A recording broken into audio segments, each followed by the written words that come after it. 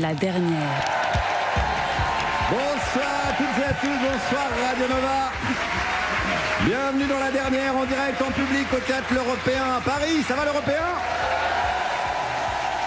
Ça a l'air. Nous sommes le dimanche 6 avril 2025 et c'est la journée mondiale du bracelet électronique. C'est pas vrai, mais en ce moment on a l'impression que c'est un petit peu tous les jours. C'est pas sur le bitcoin qu'il fallait investir, c'était sur le bijou de cheville, spécial détournement de fonds publics. C'est quand même beau une 5e République qui crève. C'est beau comme ça dans les flammes, avec toute une classe politique qui ressemble de plus en plus au ch'ti à Levallois-Perret. C'est magnifique, il y a une esthétique, c'est une belle période et je suis très heureux de la vivre en bonne compagnie avec notamment celle qui est à mes côtés, Juliette Arnaud. Bonjour. Ça va, Juju? Ça va très bien. Est-ce que t'as passé une bonne semaine? En droit de douane. T'as une semaine en droit de douane. En droit de C'est quoi douane. le meilleur moment de ta semaine? 61%. Ah oui, t'as vraiment resté focus sur... Moi, je suis restée avec son grand tableau, là. Sur BFM, sur l'actualité. Et il y a une actualité qui, paraît-il, n'attend pas. C'est celle qui n'attend pas. Aymeric Lompré qui est avec nous. Merci beaucoup. Aymeric, qui est donc en gueule de bois, on peut C'est dire. une petite gueule de C'est une bois. petite gueule de bois, voilà. Mais je soigne le mal par le mal, donc. Tu finiras peut-être l'émission quand même ou quand... Je sais même pas si je vais finir la journée. Voilà. Inch'Allah, comme on dit chez nous. Et pour son grand retour, parce qu'il n'était pas là la semaine dernière, et là il est revenu, Pierre-Emmanuel Barré est avec nous. Qu'est-ce qui s'est passé? Qu'est-ce que t'as foutu? C'était l'anniversaire du gamin, Guillaume. C'était l'anniversaire du gamin. Il y avait 8 enfants, c'était un enfer. Non, Un régal. C'est gênant, Aymeric. Qu'est-ce que tu lui as offert comme cadeau? Un panier de basket. C'est nul. Voilà, Qu'est-ce que tu veux, j'ai pas inventé un truc. Digne. Et nous rejoindrons pendant l'émission Arnaud Aymar, alias Jean-Noël Mistral, Florence Mendes et Alice de Rochechouart, les amis. Allez, on est parti pour cette nouvelle émission. On est chaud comme Gilles Boulot face à Marine Le Pen. Gilles Boulot, l'antifa, comme il convient de l'appeler désormais. On commence avec notre analyse de l'actu, la revue de presse. Oui, et c'est moi qui commence la revue de presse avec des blagues gratuites. Comme si j'avais pas assez de 2 chroniques payées au lance-pierre. Et puisque c'est comme ça, je vais faire de l'actu internationale et j'ai une info. Quoi? Der SPD attestiert Müller, sie haben mit ihrem historischen schlechten Wahlergebnis die Anspruch verwirkt, Volkspartei zu sein. Quoi? Je sais pas, mais visiblement ça s'est passé en Allemagne. Moi j'ai une info pas con. Un sénateur américain a prononcé un discours de 25 heures pour lutter contre la politique de Donald Trump et personne ne pouvait lui couper la parole. Pas con. Vous savez, ma condition de chroniqueur ici, mon sourire, ma joie de vivre n'est que feinte. Nous sommes ici soumis à une pression ô combien forte, insidieuse, terrible, non pas de la part de Guillaume qui ne ferait pas de mal à une mouche car il perdrait. Oh non! Pas de la part de Juliette qui est super, mais de Pierre-Emmanuel Barré. Oh oui, sous ses airs de gentil tonton de droite, il n'en est pas moins qu'un frein à la démocratie de la vie de cette émission. C'est pourquoi je prends la parole pour vous dans cet hémicycle ce soir pour une durée de 26 heures. Pour vous dire que c'est ensemble que nous allons retourner ce contre-pouvoir. Nous allons... Non, allez, non, c'est bon, ta gueule. Voilà. Allez, moi, si, ta gueule. Moi, j'ai une info. Alors, c'est agréable, hein? Avec cette voix-là, Je vous jure, vous êtes tous aussi hauts. Ok.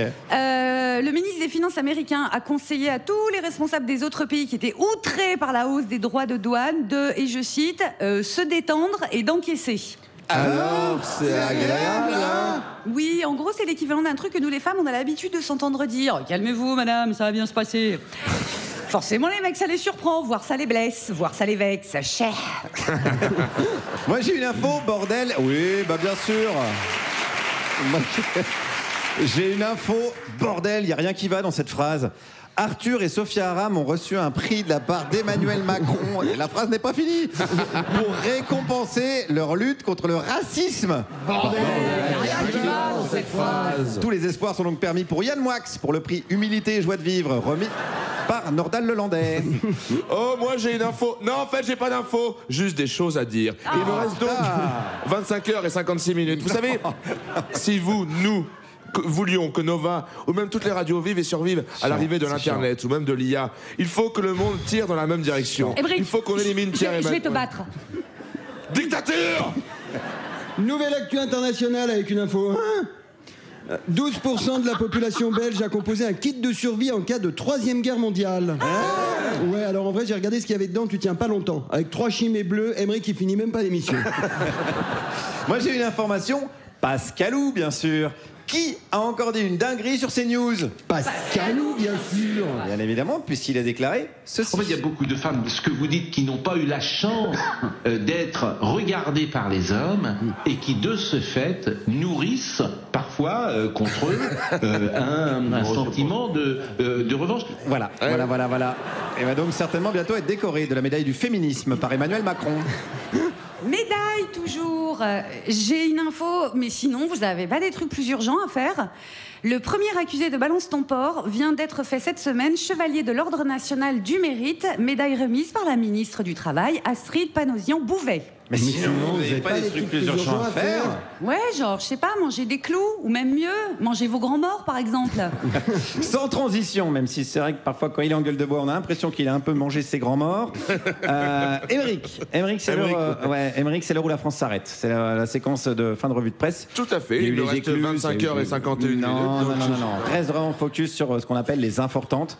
Les informations importantes. C'est incroyable. On t'écoute. Merci Guillaume. Je vais utiliser mon temps de parole. Ce temps de parole tant envié par les muets, les timides ou ceux qui n'arrivent pas à trouver leur place dans la société.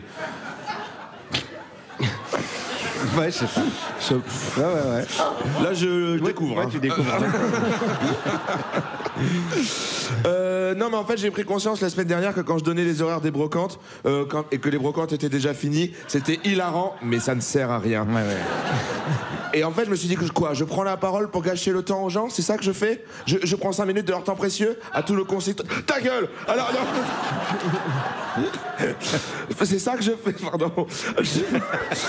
Non, mais c'est ça, je considère que mon temps est plus précieux que celui d'autrui. C'est ça que je considère. J'estime que mes paroles sont de l'or et que les gens ont des oreilles en caca. C'est ça que j'estime, en fait, c'est ça que j'estime. Calme-toi. C'est pourquoi cette semaine, j'ai enfin décidé de prendre les choses en main. Je vais donc vous donner des infos utiles, les horaires de bus. Alors j'entends déjà les Français. Mais enfin, on va pouvoir se déplacer de manière écologique. Alors bien entendu, je ne vais pas pouvoir en une seule chronique vous donner tous les horaires de bus. Sinon, ce serait une chronique d'1 an et il y a bien un moment où j'aurais envie de faire pipi. Donc, je vais donc commencer de manière très maligne par les horaires de bus le plus emprunté en France, le fameux B31 qui rejoint Rennes-Gare à Rennes-Sarwell. Au départ de Rennes-Gare, 6h. Arrivé à Rennes-Sarwell, 7h03. C'est horrible. Ouais, c'est horrible. Il desservira les arrêts suivants. Rennes presque gare. C'est une souffrance. C'est compliqué. Non, attendez, c'est bien. Je recommence. Merci de me donner ce temps de parole. Ce temps de parole, tant envié par on les était muets. à Gare Presse. Ouais, c'était bien. Les gens prennent des notes. Non, je recommence. Ouais. Alors, au départ de Rennes-Gare, 6h. Arrivé à... prenez des notes, merde. Alors, oui, ils prennent des notes, les gens. Donc, les arrêts seront Rennes presque gare, Rennes pas gare, Rennes boulevard crêpe au beurre, Jean-Louis, bâton du diable, chien, ACAB. Non, c'est pas bien. Non, vraiment, c'est long, on s'en fout. Non, c'est nul. Non, nul. Ouais. Mais j'en ai marre de cette séquence. Et ça, est-ce que je l'enlèverai pas? Oui. Oui. Oui, je dis oui. Après, on remplace par quoi? Si j'enlève ma chronique, il y aura 2 chroniques de Meurice. Ok, on la garde. On la garde. Je suis vraiment un patron pas respecté. J'ai l'impression d'être Tadej Vendrette. Bon, allez. Merci quand même, on peut applaudir Émeric. Ouais, merci. Vous n'êtes pas obligé, mais bon, il a fait l'effort quand même. C'est toujours absolument incroyable de se dire qu'il y a des marques qui veulent encore diffuser des spots de publicité après ça. Profitons-en avant qu'elle change d'avis, c'est maintenant, c'est la pub, on y va. Vous êtes toujours sur Radio Nova. La dernière avec Juliette Arnaud, Aymeric Lomprey, Pierre-Emmanuel Barré. Et il est 18h14. C'est l'heure d'accueillir notre invité du jour. Il est historien, notamment spécialiste des questions coloniales et post-coloniales. Je vous demande d'accueillir bien fort Fabrice Rissepouty qui est avec nous. Salut Fabrice. Bonjour. Sois le bienvenu. T'as souvent des accueils comme ça quand tu te déplaces, genre des halls là. Non, pas toujours. C'est non. mitigé, c'est plus mitigé. Merci d'avoir accepté notre invitation déjà. On va parler d'un des grands tabous français. Alors il y en a 3. Il y a la collaboration 39-45. 45, pardon. Les défaites, je suis en gueule de bois aussi. Ouais. Les défaites successives à l'Eurovision. Ça, gros tabou. Et la colonisation en Algérie. Lequel tu veux parler peut-être? Tu as une préférence? Allez, l'Algérie. L'Algérie, dont il faut dire quand même qu'en France, elle est un peu l'arbre qui cache l'immense forêt de l'histoire coloniale française, hein, parce que la France est très très loin d'avoir colonisé que l'Algérie. Hein, alors on va essayer de se focaliser du coup, parce que c'est vraiment ton domaine de recherche, vrai, l'Algérie. Et déjà, je voulais un petit peu revenir sur ton parcours. Comment toi, tu es devenu historien? Comment tu as eu envie de t'intéresser? Et surtout, comment tu as eu envie de t'intéresser à cette thématique particulière? Oh là là, je commence fort. Écoute, c'est que le début. C'est compliqué. Ah ouais. C'est toujours une histoire de hasard, de rencontres. Bon voilà, je pense qu'une des choses qui m'a marqué et qui m'a orienté dans cette direction, c'est le fait d'avoir été l'étudiant d'un grand historien qui s'appelait Pierre Vidal-Naquet. Voilà. C'est aussi le fait d'avoir été un militant antiraciste et donc un historien militant antiraciste, ça s'intéresse forcément à l'histoire coloniale, hein, voilà. Et puis voilà, écoute, c'est déjà pas mal, c'est déjà bien. C'est tout ce que j'ai à déclarer pour l'instant. Juliette. Oui, moi je voulais te poser. Quand je suis née en 1973 et quand j'étais petite à la maison, il y avait un disque, il y avait dans beaucoup de foyers un disque de Maxime Le Forestier dans lequel il y avait une chanson qui s'appelle Parachutiste, où il disait mot pour mot, il accusait le parachutiste en question de torturer en spécialiste. Ouais. Alors écoute, c'est une chanson que moi j'ai beaucoup écoutée quand elle est sortie. Que j'adore, que d'ailleurs je crois Maxime Le Forestier a un petit peu renié malheureusement, mais qui effectivement une chanson. C'est quand ils deviennent vieux, ils deviennent cons. C'est une chanson qui, à mon avis, fait alors en 73 possiblement déjà allusion à un dénommé Jean-Marie Le Pen qui s'est trouvé être parachutiste et qui a torturé en spécialiste. Il y a une petite ref, ouais. Bon, on va en reparler pendant l'émission, mais je l'ai dit un peu en introduction, c'est un tabou français, la colonisation en Algérie. C'est-à-dire c'est déjà hyper mal enseigné, et puis dès qu'on en parle dans les médias, on voit que c'est complètement explosif. Comment t'expliques ça? Est-ce que c'est parce que c'est trop récent? Non, il y a autre chose je ne pense pas que ce soit trop récent. Je pense que l'indépendance de l'Algérie, c'est quelque chose qui a été une défaite cuisante pour une grande partie pour beaucoup de courants politiques français, à l'extrême droite, dans la droite nationaliste, que ça n'a surtout jamais été expliqué aux citoyens français. C'est-à-dire que pourquoi ce pays dont on disait encore quelques mois avant l'indépendance en juillet 62 que la France y menait une œuvre civilisatrice admirable, pourquoi tout d'un coup elle était devenue indépendante? On ne l'a jamais expliqué véritablement. Mais alors pourquoi on a tourné, pour employer une formule facile, on a tourné la page, mais on a empêché qu'elle soit lue, quoi. Et voilà, alors on a verrouillé les archives, on a observé, par exemple, tous les militaires qui ont participé à un certain nombre d'exactions sur lesquelles je reviendrai, ont observé véritablement une véritable omerta, hein. Il y avait un pacte du silence qui a été soigneusement observé. On a accordé à tous ces gens-là l'impunité judiciaire perpétuelle avec un premier décret d'amnistie pour tous les crimes et délits en relation avec ce qu'on appelait les événements d'Algérie. Ça, dès 1962 donc, dès 1962, 2 jours après la signature des accords d'Évian qui mettent fin à la guerre, les militaires obtiennent très facilement du général de Gaulle qu'il leur accorde quelque chose qu'ils réclamaient depuis longtemps, qui était en projet depuis longtemps, c'est-à-dire de ne jamais être jugés pour les actes qu'ils avaient commis sur ordre des gouvernements, hein, naturellement, y compris du gouvernement socialiste. Mais voilà, alors il y a un ensemble de choses comme ça qui font qu'il y a eu d'abord une longue omerta, il y a eu un long, qu'on appelait un oubli, mais c'était un oubli actif, qui a été secoué ensuite à partir des années 90, autour par exemple, de la manifestation des Algériens à Paris le 17 octobre 61, qui a été des abcès de fixation, comme ça, il y a eu beaucoup de choses là-dessus. Puis après, sur la pratique de la torture en Algérie au début des années 2000. Et depuis, c'est plus exactement la même chose, il y a eu un backlash, il y a eu un retour de bâton. Oui, c'est même l'inverse, dès que tu parles de ça. Et ça a commencé sous Sarkozy. Hein, Étonnant, tiens. Sarkozy, il fait campagne sur un truc qu'il appelle l'anti-repentance, en utilisant un concept complètement creux qui a été inventé par des essayistes d'extrême droite, la repentance. C'est-à-dire qu'on a disqualifié a priori tout retour critique sur l'histoire de France, en particulier sur celle-là, au nom du fait qu'elle serait une repentance et que il y en a assez. Il fallait pas revenir en arrière. Voilà. Et c'est aussi l'histoire, la défense d'un roman national, d'un récit national qui se doit d'être immaculé. Quoi. Mais en inventant le mot, en utilisant le mot repentance là, ça veut dire qu'on transporte une notion qui pourrait être juste de la critique historique à un truc de morale ou d'éthique. Voilà, c'était ça le tour de passe-passe. C'est un terme religieux, la repentance. Hein. Oui. Et or, personne ne demande de repentance. Alors chez les historiens naturellement, mais par exemple chez les Algériens, ce qu'ils demandent simplement, c'est la reconnaissance de la vérité historique, ce qui est tout à fait autre chose. Hein. Alors parlons-en de la vérité historique, puisqu'il y a cette affaire Jean-Michel Apathy, cette polémique médiatique, on va dire.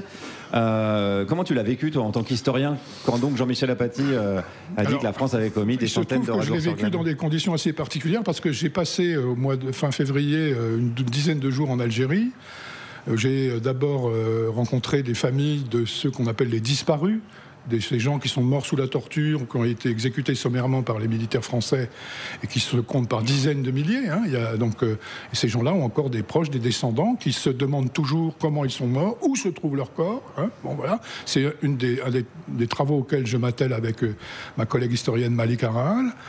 Et puis j'ai fait aussi, j'ai passé 4 jours à m'entretenir avec des témoins d'un massacre qui a été commis par l'armée française dans 3 villages kabyles, dans la vallée de la Soumam, le 23 mai 1956. 3 unités de l'armée sont arrivées dans ces 3 villages à 4 heures du matin.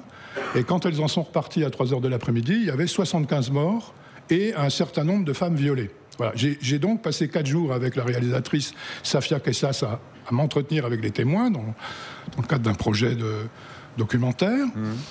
Et quand je suis rentré en France, t'es tombé dans la polémique. Alors j'ai découvert que la colonisation de l'Algérie faisait la une de la presse. Tu t'es dit chouette, je me suis dit, oh, formidable. On va m'inviter de partout. Qu'est-ce qui se passe? Que ça provoquait une indignation dans une grande partie de la classe politique et médiatique. Je me suis dit, oh là là là là. Okay. Et j'ai découvert que ce qui provoquait l'indignation, c'était les mots extrêmement justes. Bon, en raccourci, de Jean-Michel Apathy, qui est d'ailleurs qui est un type qui est plutôt disons à droite, le centre droit, on va dire, mais qui sur la question de la chemin inverse de Maxime Le Forestier. Oui, qui est toujours, ils vont se croiser. Qui est toujours impeccable sur ces questions-là, et qui a donc eu l'audace extraordinaire de faire une comparaison qui ne choque absolument pas les historiens, c'est-à-dire entre certains crimes commis par les nazis et certains crimes commis lors de la colonisation d'Algérie. Voilà. Alors, on a pu mesurer à cette occasion la résistance extraordinaire, qui est quand même très spécifique à la France, à reconnaître ce qui s'est produit, quoi. Mais c'est si spécifique à la France, ça, parce que moi j'ai l'impression qu'il n'y a pas de pays qui accepte de gaieté de cœur leur passé. Enfin, les Américains, par exemple, ils continuent à avoir un mal de chien, à se dire que ce pays n'était pas leur et qu'ils ont parfaitement massacré la population primo-habitante, non ?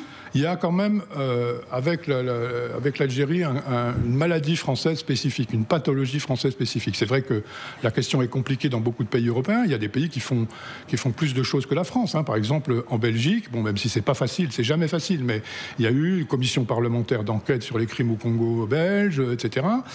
En France, il y a vraiment quelque chose qui coince. Et on peut voir...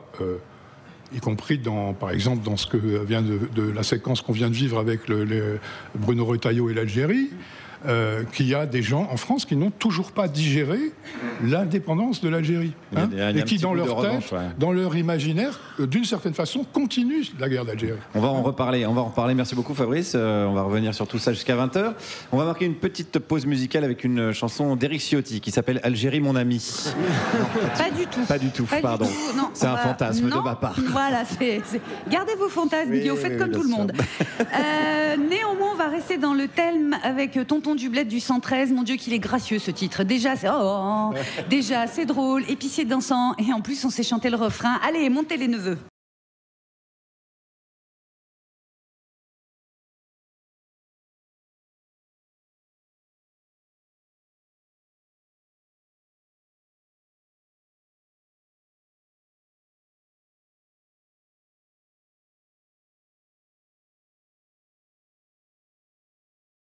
Et on craint un peu ce moment-là aussi, je vous le dire.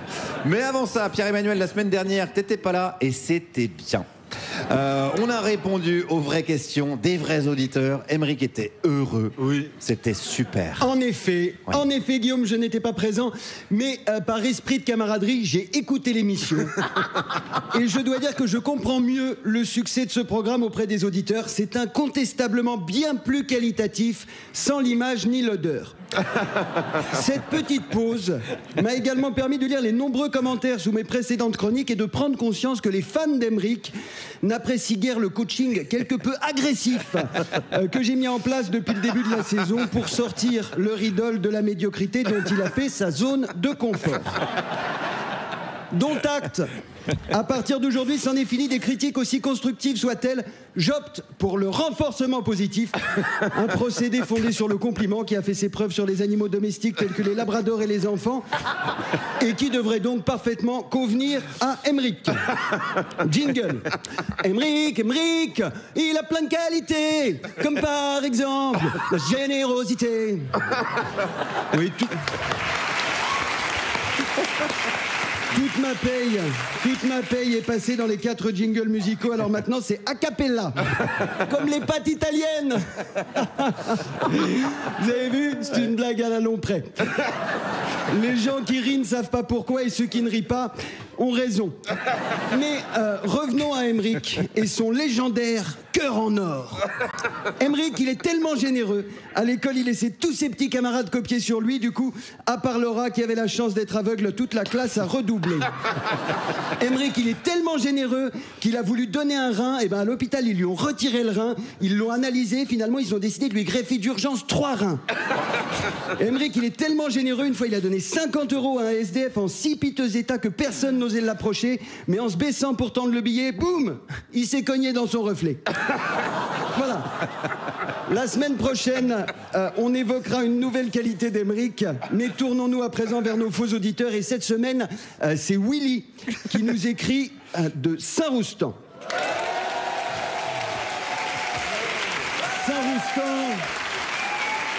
Saint-Roustan, encore sous le choc, après l'inquiétante disparition en début de semaine du petit Michael Tronçon. C'est en effet lundi dernier, en fin d'après-midi, que Mathilde Tronçon signale la disparition du garçonnet de 8 ans au gardien du square Childéric Maurice. Prévenu par l'agent municipal, le maire Guilhem Maurice déclenche aussitôt le dispositif Phoenix, qui consiste à poster sur le compte Instagram de la ville une photo de lui-même, bras croisés et visage grave, en taguant la police locale pour les alerter. Les 24 premières heures sont primordiales pour retrouver un enfant disparu. Dommage que la police locale n'ait pas de compte Instagram, déclare 48 heures plus tard la capitaine de police Véronique Géné à la Gazette de Saint-Roustan. Mais l'espoir chevillé au corps, les racilariens décident d'organiser une grande battue pour tenter de retrouver le petit Michael, et ce sont plus de 500 volontaires qui se présentent jeudi matin devant le square Childéric Maurice. Le square étant malheureusement fermé le jeudi, les 500 sauveteurs bénévoles s'élancent à la recherche de l'enfant dès l'ouverture, vendredi à 8h30. C'est samedi, en fin d'après-midi, que le mystère se lève avec l'arrivée de la cellule canine. Quand le maître chien demande à Mathilde Tronçon un t-shirt du petit Michael pour le faire sentir à l'animal, elle s'avère incapable d'en fournir un. Le garçonnet aurait-il décidé de partir en voyage seul, en emmenant tous ses habits ? Bien décidée à résoudre cette énigme, la capitaine Géné demande à Mathilde de lui montrer la chambre de son fils. Et là, c'est le déclic pour la jeune maman qui se souvient soudain qu'elle n'a jamais eu d'enfant et que Michael n'existe pas. Un dénouement heureux qui aurait sans doute pu survenir plus promptement si Véronique Géné avait considéré qu'à seulement 5 ans et demi, Mathilde est un peu jeune pour être maman. À plus forte raison d'un garçon de 3 ans, son aîné. Plus de peur que de mal donc, et au final, une heureuse surprise pour la commune, puisque la grande battue réunissant 500 racilariens dans le square Childéric Maurice aura permis de retrouver 26 obus non explosés de la dernière guerre, 72 000 € en cash, et surtout Sébastien Menstru, l'attaquant vedette du FC Saint-Roustan, disparu en novembre dernier lors de l'échange de joueurs avec le Real d'Ubaya. Il a cependant été décidé de relâcher le footballeur dans la nature, car après 6 mois à vivre parmi les hiboux et se nourrir de mulots, il ne savait plus dire que ouh. Mais revenons à à Willy, qui nous dit bonjour, je suis l'un des 8 survivants de la grande battue pour retrouver le petit Michael. Les 26 obus non explosés sont désormais explosés. Le square Childéric Maurice étant aussi fermé le dimanche, nous sommes coincés jusqu'à l'ouverture lundi matin et un hibou en short avec des chaussures à crampons nous fait caca dessus. Savez-vous comment le faire fuir? Eh bien Willy, malheureusement je n'ai pas de solution clé en main, mais le hibou étant un animal, vous pouvez tenter le renforcement positif. Répétez-lui régulièrement qu'il a beaucoup de qualités, il finira par prendre confiance en lui, progresser, et peut-être qu'un jour, au lieu de faire caca sur les gens, il le fera sur des feuilles, et il deviendra journaliste à franc-tireur. Voilà. Je reviens la semaine prochaine. D'ici là, si vous avez des questions, posez-les à vos proches, et si vous n'avez pas de proches, posez-vous des questions. Merci Pierre-Emmanuel. Merci, Guillaume. Paré. Merci pour toutes ces précisions. C'était bien, là. Là, c'était bien. Hein. Là, c'était bien. Ah, quand il part pendant comme ça une semaine, on voit qu'il bosse, il a le temps de Il a eu bosser. le temps de bosser, ouais. On est toujours avec Fabrice Ricebouti, spécialiste, notamment historien, spécialiste de la colonisation. On vient de parler de l'histoire de Saint-Roustan. On va parler un peu d'histoire de France et ta manière de travailler, parce que tu me racontais que les archives sont très compliquées à ouvrir. Pour un historien, même un spécialiste comme toi, a du mal à avoir accès à certains documents. Alors, écoute, non. Voilà, merci beaucoup. En réalité, bon, il faut admettre que la grande majorité des archives relatives à la colonisation d'Algérie et à la guerre d'Algérie sont aujourd'hui librement communicables. Il reste des catégories d'archives qui ont été décrétées incommunicables, mais je pense que mon invité va être plus pertinent là-dessus que moi. Hein. L'armée continue à déclarer incommunicable un certain nombre d'archives sous des prétextes manifestement fantaisistes. Mais c'est quoi, par exemple, comme écoute, par exemple, il s'agit des archives sur la guerre chimique menée en Algérie. Voilà, oui. Dont parlera Christophe Lafaille mieux que moi tout à l'heure. Alors, mais est-ce que les archives, c'est devenu quand même un enjeu politique? Oui, c'est un enjeu politique énorme. Alors, elles ont été véritablement cadenassées pendant très longtemps. En 2005, il y a eu une loi, en 2008, pardon, qui a dit qu'en gros, tout ce qui a plus de 50 ans, sauf quelques cas particuliers, est librement accessible à tous, et à tous les citoyens, pas seulement aux historiens de métier. Hein. Ce sont des archives publiques, les archives de l'État. Bien.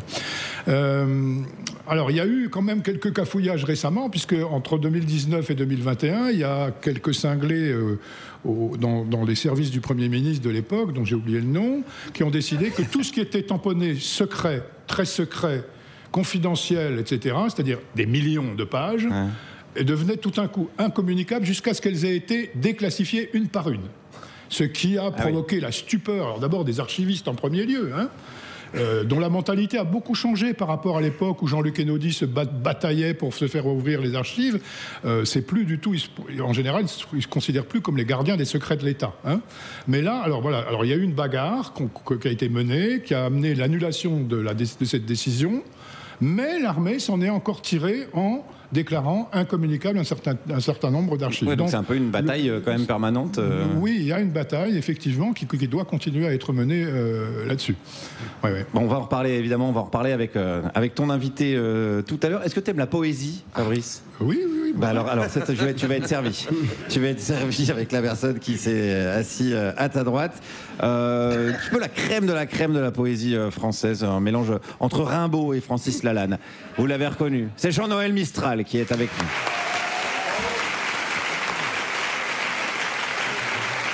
Bonsoir.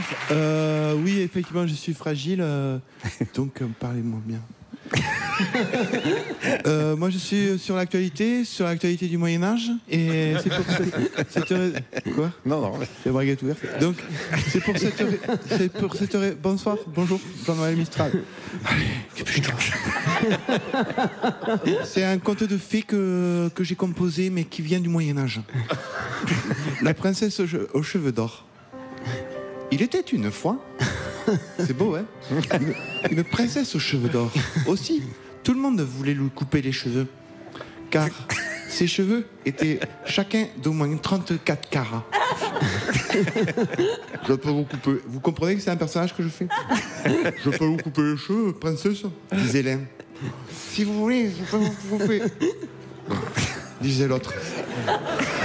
Peut-être, princesse, si vous aviez... C'est moi qui joue, là. Hein. Si vous aviez les cheveux plus courts, cela mettrait en valeur votre menton en forme de sabot de chevreuil. Non, non, ça va. Répondit, elle a répondu. Et je les veux longs, les plus longs possibles, au cas où j'aurais besoin de me sauver d'une tour.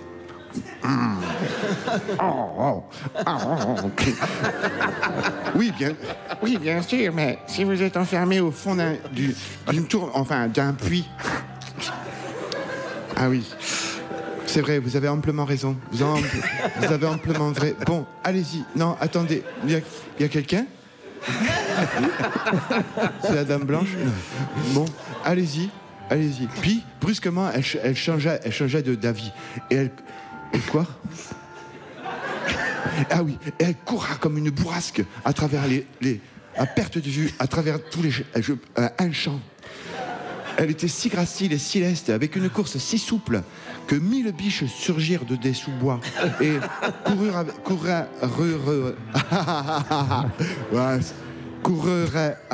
avec elle dans une horde magnifique. J'arrive pas à lire. C'était vraiment magnifique. On voyait une lumière d'or scintiller comme un phare dans un océan de biches. Bien écrit. Elles empruntèrent bien sûr les chemins secrets. Vous comprenez ou pas? Elles empruntèrent. Allez, dépêche-toi. Elles empruntèrent les chemins secrets des forêts que seules connaissent les biches quand elles sont déprimées. Ou quand elles sont pas déprimées aussi. Et elles aboutirent au bord d'un étang rempli de sirop. C'était un étang de sirop. Alors les biches y plongèrent, car c'était les célèbres biches au sirop. Bon. Et la princesse s'égaya dans le sirop, éclaboussant les biches, ou en leur mettant la tête sous l'eau, ou en leur frottant la tête avec le pouce. Et elle était si contente.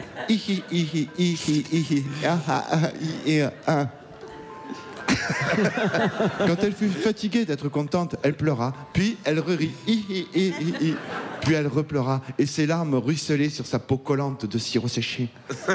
En relevant la tête, elle vit une île au milieu des étangs de sirop, surmontée d'un château, si maigre qu'il faisait peine à voir, mais il était magnifique, directement en marbre laqué.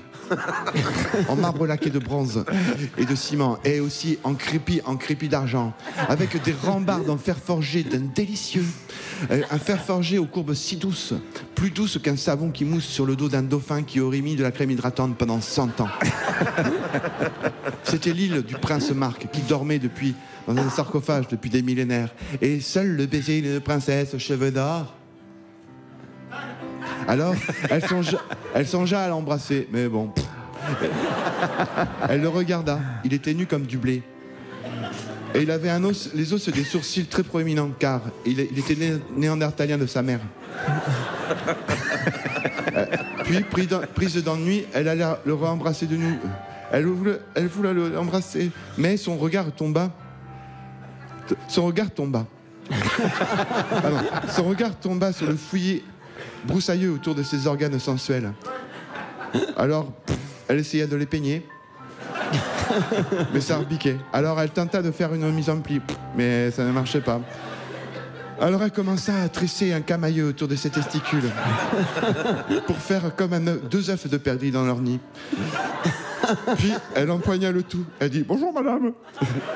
Puis elle finit par faire des marionnettes avec « Oh comment il est, je sais pas ». Et toutes les biches s'étaient regroupées autour. Je sais pas si les gens comprennent. Et toutes les biches s'étaient regroupées autour d'elle et riaient ensemble.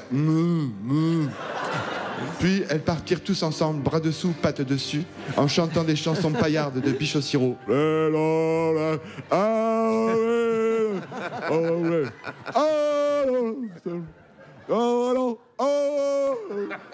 Faut pas que je fasse trop long quand même. Merci beaucoup, Jean-Noël Mistral. Incroyable. Jean-Noël Mistral, qu'on retrouve le 24 et 25 au parc de Rentilly à Bussy-Saint-Martin. Allez voir Jean-Noël Mistral en vrai. Ça enchantera votre vie. Nous, on s'occupe à présent de désenchanter votre vie, puisque c'est la publicité. Vous êtes toujours sur Radio Nova, la dernière. Juliette Arnaud, Aymeric Lompré, Pierre-Emmanuel Barré. Nous sommes en direct du théâtre L'Européen à Paris. Ça va l'Européen ? Ça va bien, nous sommes toujours avec l'historien Fabrice Rissépouty. On parle de la colonisation notamment en Algérie. Mais vous savez, il y a une chose quand même bien plus grave qui s'est passée en France cette semaine. La France a peur. Arrêtez! Personne n'a craqué! Voilà, je vais vous parler évidemment du drame. Hein, vous en doutez bien, Marine Le Pen condamnée. Ah, oh non, c'est moche. C'est moche. Non, pas ça ici. Oh là là, non, non. Ah non. Marine Le Pen outragée. Marine Le Pen martyrisée. À part vous, l'indignation est mondiale. Vladimir Poutine s'est inquiété des violations des droits démocratiques. C'est très grave, hein. C'est vraiment Xavier Dupont de Ligonnès qui s'inquiète du délitement des liens familiaux. Victor Orban a tweeté « Je suis Marine », un courage pour ta transition, gros. Et évidemment, partout dans les médias, à la télé, à la radio, cette semaine, la révolte gronde. Écoutons la lanceuse d'alerte, Elisabeth Lévy. Ils ont osé un tribunal, mais hors la loi, enfin, mais hors course, pardon. Le chef de l'opposition, ça ne se passe pas en Algérie, en Turquie, en Roumanie, ça se passe chez nous. Ça se passe pas chez les Rastaquouères, ça se passe chez nous. Ah, elle a raison, Elisabeth et son co-auteur Jacques Daniels. La révolte gronde, mais les amis, la résistance s'organise avec le camarade député Jean-Philippe Tanguy, député RN, qui à l'Assemblée nationale a fait vibrer l'hémicycle. Voilà qu'un carteron de procureurs et de juges prétend sortir du droit pour exercer la vendetta du système contre son seul opposant, le Rassemblement national. Oui, Jean-Philippe, oui, putain. Les poils, un moment d'histoire de la République, Jean-Philippe, monsieur Tanguy, vous avez oh combien raison, vous qui avez le courage. Putain, je fais mal roux d'un coup, je sais pas pourquoi. Continuons avec Jean-Philippe. Il y a des tyrannies qui enferment leurs opposants. Il y a désormais des juges tyrans qui exécutent l'état de droit en place publique. Oui, qui lapident les valeurs de notre Constitution, qui assassinent Condorcet, qui piétinent Tocqueville, Voltaire et Michel Sardou. Oh nom de Dieu, mais quelle émotion. Julien Audoul aussi a réagi. Menace-les, ces chiens qui te contredisent sur LCI. Toi, l'homme des Lumières, Julien Audoul, qui la ferme. Vous fermez là. Pardon? Non, s'il vous plaît. Vous fermez là. Pardon, c'est ça votre réponse? Vous fermez là. Vous fermez là. Vous fermez là. Vous fermez là. Qui, monsieur? S'il vous plaît. Non, s'il vous plaît. Vous fermez là. Non, s'il vous plaît. Monsieur. Vous êtes une insulté. Julien Audoul. Vous n'êtes personne. Julien Audoul. Monsieur le député. Je vous le dis parce que. Voilà, quelle clarté dans le propos. Ça, c'est vraiment le débat comme on l'aime. Alors, Julien, évidemment, vous le connaissez, c'est le mec qui a envoyé un mail 4 mois après son embauche comme assistant en disant « Tiens, mais en fait, il faudrait que je la rencontre, la personne pour laquelle je suis censé bosser tous les jours, non ?» Parce qu'il est comme ça, Juju, il est un petit peu tête en l'air, hein, ça arrive à tout le monde. Regardez, Pierre-Emmanuel, il a oublié d'être aimable depuis les années 90, parce qu'il y pense pas, le gars. Voilà, il est un petit peu étourdi. Pas de quoi, dans un état de droit, s'attirer les foudres des juges, sauf si les juges sont comment, selon Jordan Bardella? Les juges rouges. Les juges rouges. Ah oui, les juges rouges. Oui. C'est souvent un sens unique. François Fillon, Nicolas Sarkozy, Marine Le Pen. Je dis que ça se tourne souvent. C'est vrai que ça se tourne souvent contre un camp politique plutôt que contre un autre. Et voilà. Désolé, mais Philippe Poutou, je l'ai jamais inquiété. Voilà. Aucune mise en examen parce que les juges sont au NPA. On peut le dire aujourd'hui en France. Parce que désolé, mais Poutou, si on creusait, on trouverait des trucs. Hein, ça Fiat Panda, dernier contrôle technique 2006. Ok, il n'y a pas un problème, sans déconner, il y a un problème démocratique. Voilà, merci. Là, je vous retrouve. Il y a un 2 poids 2 mesures. Et on le protège, pourquoi on le protège, Philippe Poutou? Parce qu'il est puissant. Voilà. C'est la justice à 2 vitesses. Comme la Fiat Panda, d'ailleurs, de Philippe. Après, problème d'embrayage. Bon, bref. Et Jordan, je suis désolé de vous le dire, mais il ose dire les choses. Il a dit quoi, Jordan, cette semaine? Nous ne sommes pas des fachos, nous ne sommes pas des racistes, nous ne sommes pas des gens d'extrême droite. Bam. Et il a dit ça quand? Le 1er avril. Parce qu'il faut bien se détendre un peu dans cette actualité anxiogène. Un peu d'humour, ça détend, buvez de l'eau fraîche. Et si vous n'avez pas d'eau fraîche, faites-vous un petit cocktail avec les larmes des fachos. Merci beaucoup. Et merci beaucoup, Guillaume. Il est 18h51 et nous sommes avec l'historien Fabrice Rissepouty et c'est le moment de la séquence de l'invité de l'invité. Ah, on l'aime bien cette séquence. Ah, bien cette séquence. On l'adore, on l'adore. En général, elle est vraiment très très bien. Fabrice, on t'a proposé de venir avec quelqu'un de ton choix. Tu nous as dit, je viens avec Christophe Lafaille, qu'on peut applaudir bien fort. Sois le bienvenu, Christophe. Bonjour Christophe. Salut Christophe. Bonsoir à tous. Christophe, tu es historien également. Tu es spécialisé dans un sujet assez fun, l'usage des armes chimiques par les sections armes spéciales de l'armée française, et notamment, évidemment, pendant la guerre d'Algérie. Mais c'est pas fun du tout. Ouais, c'est le principe de l'ironie, en fait. Hein, vraiment Mais l'émission est carrément basée là-dessus. Hein, bon. Pas grave, je t'expliquerai plus tard. Alors, non, c'est un sujet évidemment très sérieux et qui a fait pas mal parler ces derniers temps, parce que tu participais à un documentaire qui a été finalement déprogrammé sur France 5 à ce sujet. Est-ce que tu as été surpris par la déprogrammation de ce documentaire qui portait vraiment sur l'utilisation des armes chimiques par l'armée française ?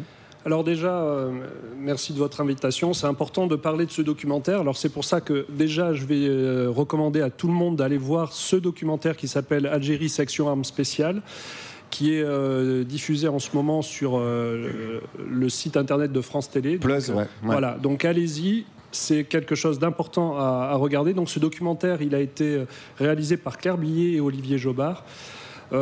C'est un travail de 4 années, effectivement, et où on a souhaité, en tout cas, parler de la guerre chimique qu'a menée la France en Algérie entre 1956 et 1962, au travers, en fait, en partant déjà du témoignage des Algériens qui avaient été victimes de ces gaz, et ensuite en déroulant le fil de cette histoire en France au travers du témoignage des anciens combattants et aussi des quelques archives qui étaient accessibles à ce moment-là sur le sujet. Justement, on parlait des archives tout à l'heure. Tu as vraiment eu du mal, du coup, à avoir accès à des documents parce que secret défense, parce que classification ? Alors c'est un petit peu plus complexe que ça. Malheureusement, c'est là où on voit qu'il y a vraiment un retour du refoulé algérien et qui a un impact très fort sur la communicabilité des archives.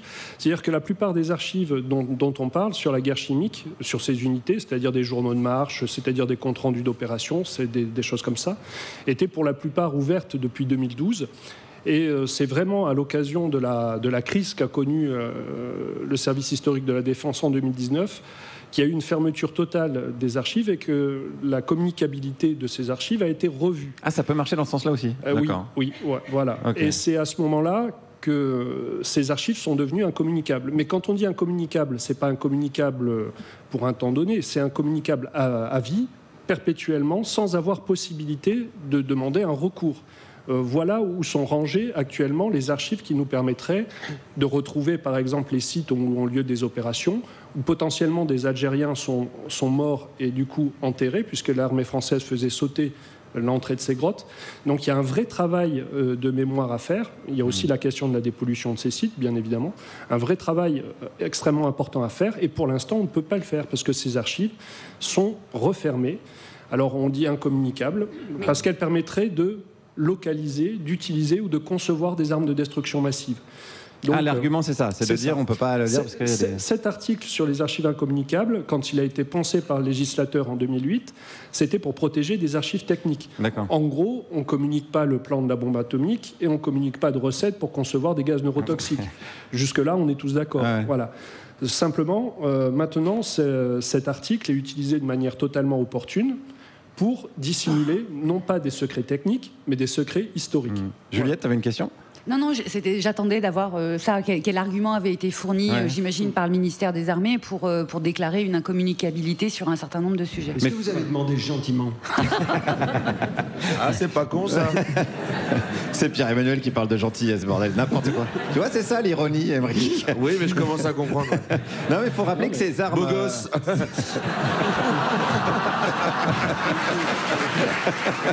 Association de malfaiteurs. Il faut rappeler que ces armes, elles étaient interdites surtout. Ces armes étaient interdites depuis la signature du protocole de Genève en 1925. La France avait d'ailleurs été le premier pays à signer ce protocole. C'était quoi ces armes spécifiquement ? Alors, il y a plusieurs gaz toxiques qui ont été utilisés. Celui dont on parle dans le film, c'est du CN2D, c'est-à-dire c'est un mélange de deux gaz, du CN et du DM, des arsines, donc un dérivé de l'arsenic. plus un troisième élément qui était une terre silicieuse très fine, qui permettait de transporter très profondément les molécules de gaz dans l'appareil respiratoire des personnes qui en étaient victimes.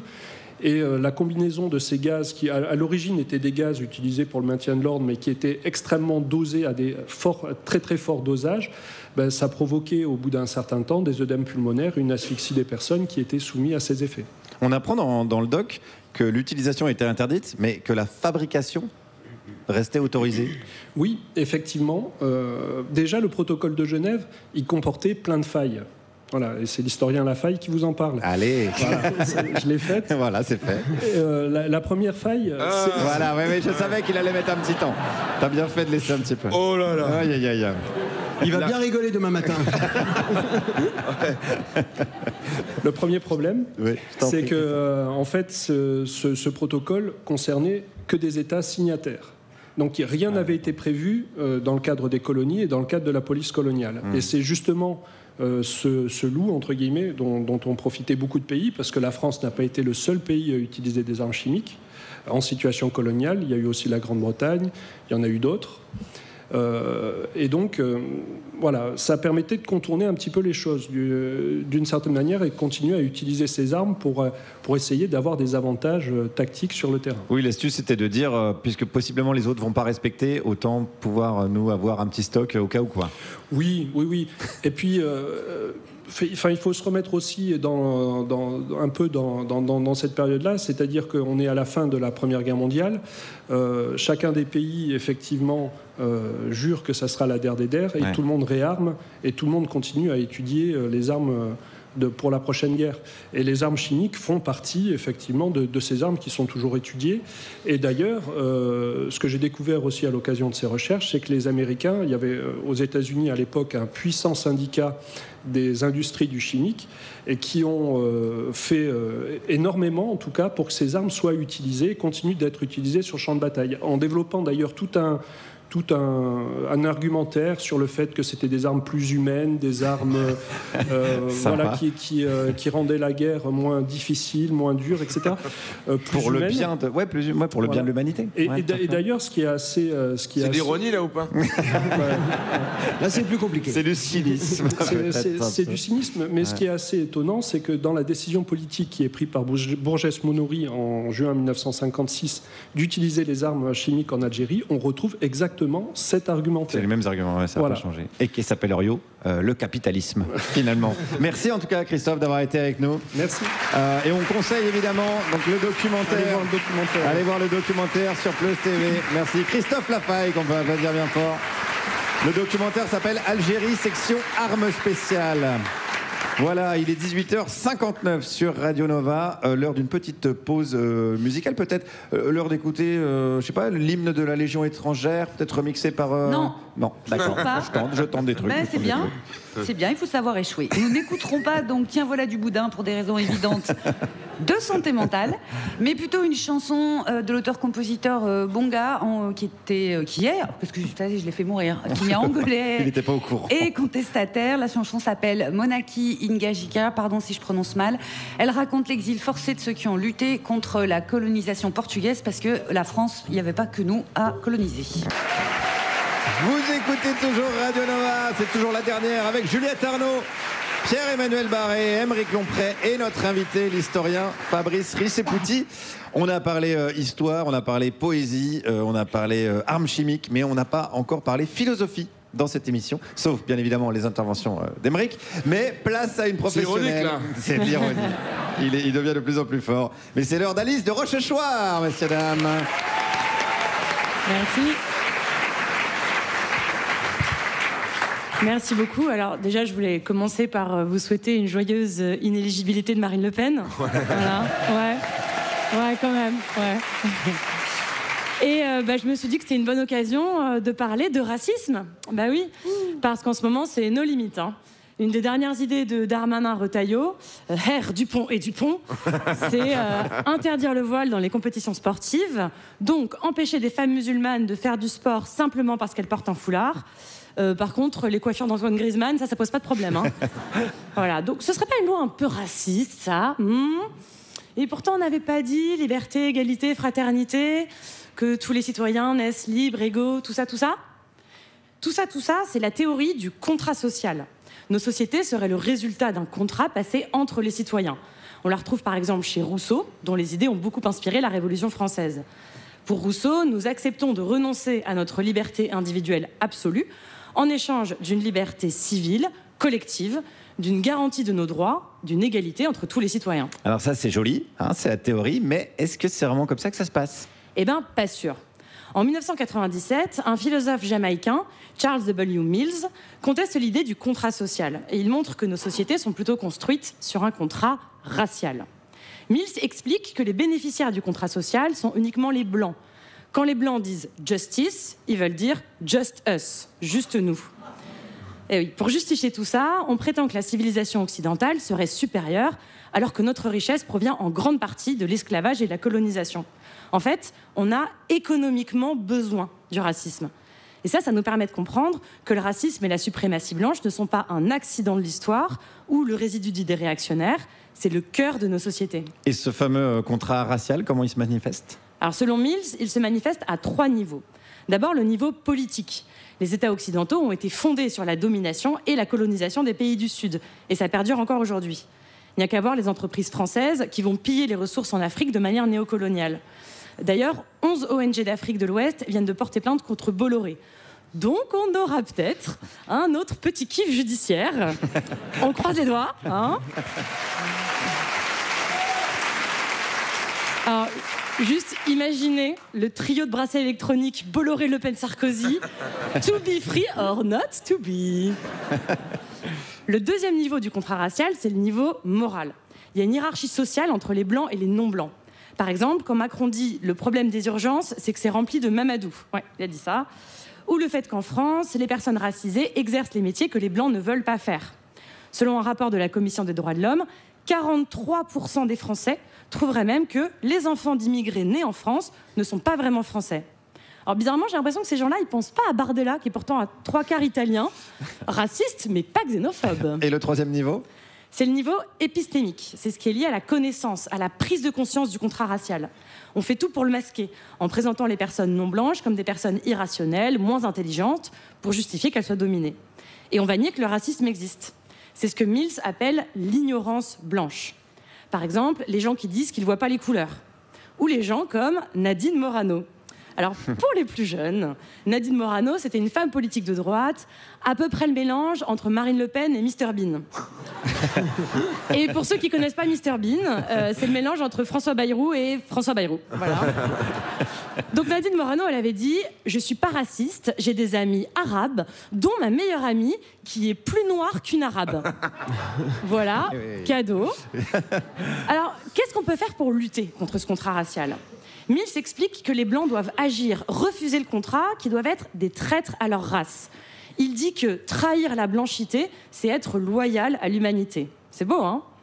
Et pour des pistes plus concrètes, n'hésitez pas à lire des ressources écrites par des personnes concernées. Par exemple, le livre « Mécanique du privilège blanc » de Estelle Depris, qui est un tuto antiraciste pour hacker le système. Et en attendant, vous savez ce qu'il nous reste à dire, on ne contracte pas. Alice de Rochechouart, messieurs, dames. Merci beaucoup. Merci Alice. On va trahir notre race. Merci Alice. Je crois que tu as une question à poser à notre invité, l'historien Fabrice Rissepouty, qui est toujours avec nous. Oui, je voulais revenir sur quelque chose que tu as évoqué tout à l'heure. Enfin, on a évoqué la polémique Jean-Michel Apathy. Et je voulais revenir sur des mots de Aimé Césaire, qui a dit dans un texte incroyable en 1955, qui s'appelle « Le discours sur le colonialisme », que le nazisme, en fait, est le transfert du colonialisme à l'intérieur des frontières de l'Europe. Et il explique, il dit « Ce que l'homme blanc ne pardonne pas à Hitler, ce n'est pas l'humiliation de l'homme en soi, c'est le crime contre l'homme blanc et avoir appliqué à l'Europe des procédés colonialistes. » Je voulais savoir ce que tu pensais de cette comparaison, ou en tout cas de ce rapprochement entre nazisme et colonialisme. Oui, alors très bonne question. En fait, oui, ce qui a indigné donc, dans les propos d'Apathy, c'était pas seulement qu'il compare les crimes commis pendant la conquête de l'Algérie à ceux d'Oradour-sur-Glane, commis par les nazis, c'était qu'il a ajouté les nazis nous n'avons pas fait comme les nazis, puisqu'on lui disait comment, mais qu'est-ce que vous dites, on aurait fait comme les nazis en Algérie, mais il dit mais on n'a pas fait comme les nazis, c'est les nazis qui ont fait comme nous. Alors encore une fois, c'est résumé, mais c'est parfaitement vrai.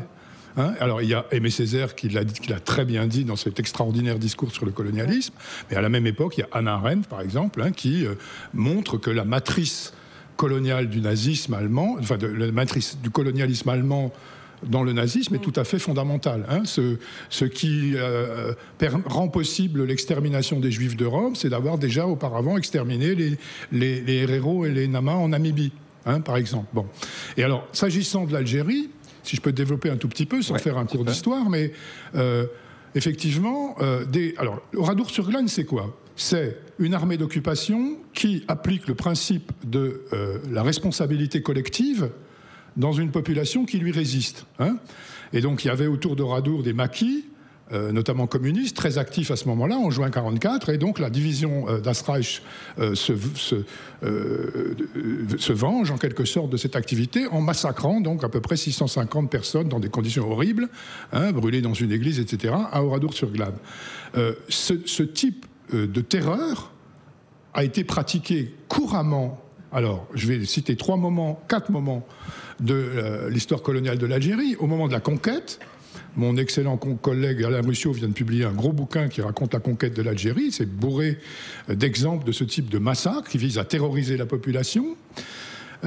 C'est au moment de la grande révolte dite kabyle du Mokrani en 1871 en Algérie, une révolte qui concerne une grande partie du territoire algérien.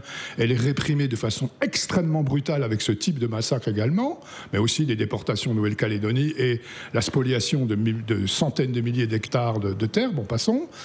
Le 8 mai 1945, là, on s'apprête à le commémorer bientôt à Sétif, Guelma et Kherrata.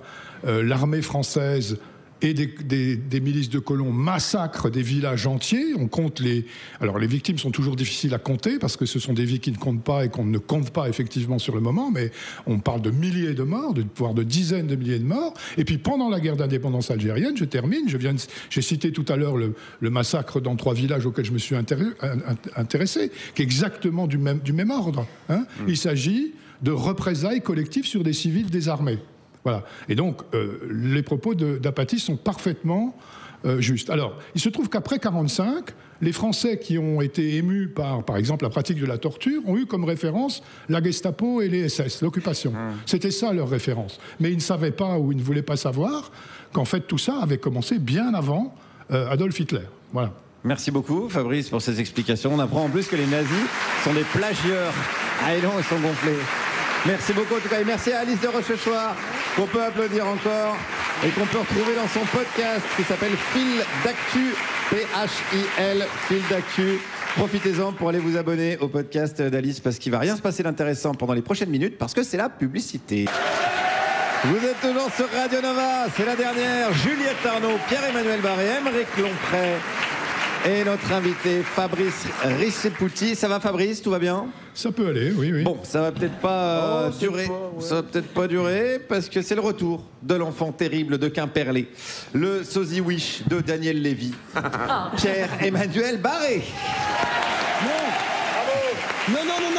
Non, n'applaudissez pas. Mais vous ne savez pas. Si ça se trouve, cet après-midi, j'étais à la manifestation pour soutenir Marine Le Pen. Alors non.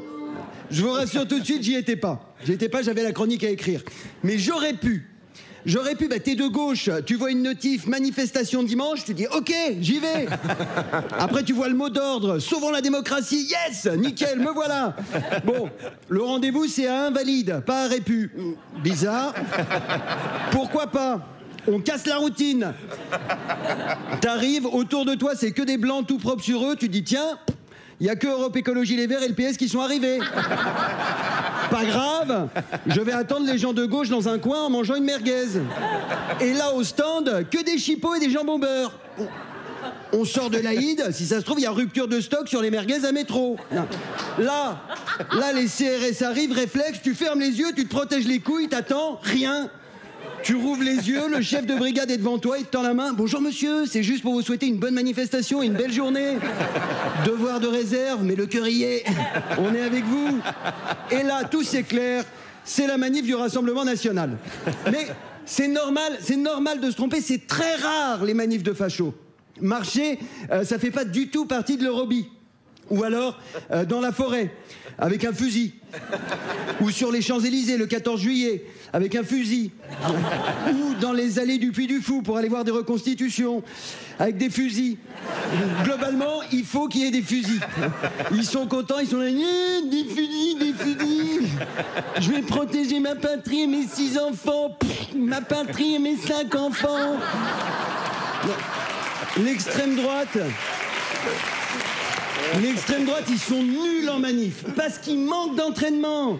Ils descendent dans la rue qu'une fois tous les 10 ans contre les homos ou l'avortement, et pour prendre des nouvelles de Christine Boutin. À chaque fois, ils doivent tout réapprendre comme un mec qui sort du coma. Mais comment on fait? Je sais plus, je crois qu'il faut mettre un pied devant l'autre et aller tous dans le même sens. D'accord, j'essaye. 1, 2... 1, 2, 1, 2, 1. Donc t'avais raison, Christine, ça revient petit à petit. 1, 2, 1, 2, 1. Je retrouve mes réflexes. La peine de mort pour les pédophiles, sauf si c'est des curés. Ça y est, tout revient. Je m'appelle Cyril, je suis animateur télé.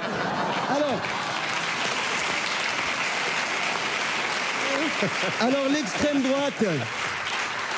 droite, je sais que vous ne nous écoutez pas, mais si vous tombez sur la chronique parce que vous avez une Google Alert sur le mot fusil, je préfère vous prévenir, les manifs, ça ne sert à rien. Hein. On le sait, nous on en fait tout le temps, il n'y a jamais rien qui change.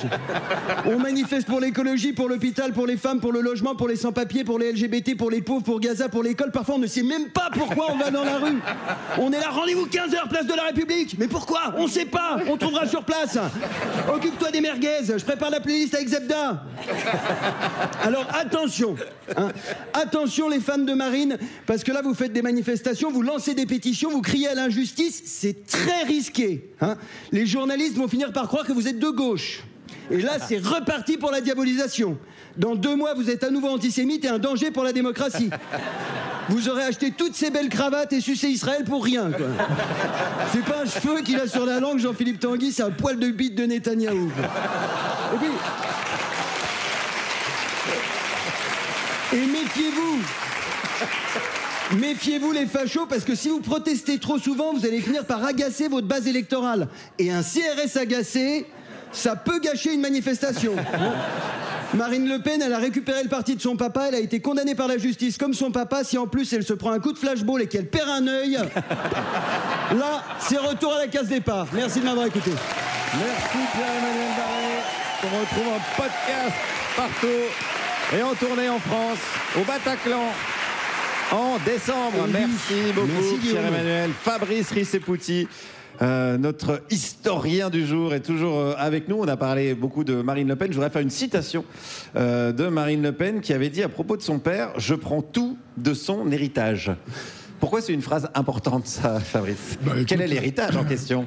De toute évidence, oui, elle prend tout, c'est-à-dire qu'elle prend aussi donc, le passé tortionnaire de son père, hein, un passé tortionnaire sur lequel j'ai écrit un petit bouquin parce que il était bizarrement remis en cause alors qu'il a été documenté assez très fortement.